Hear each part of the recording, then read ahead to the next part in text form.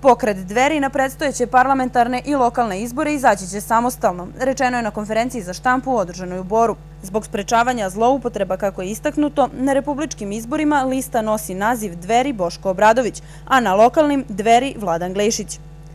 Dragi sugrađani, Pokret Dveri na predstojećim izborima izlazi samostalno, jer im je više muka od ovih recikliranih političara koji izgledamo zadnjih 20 godina.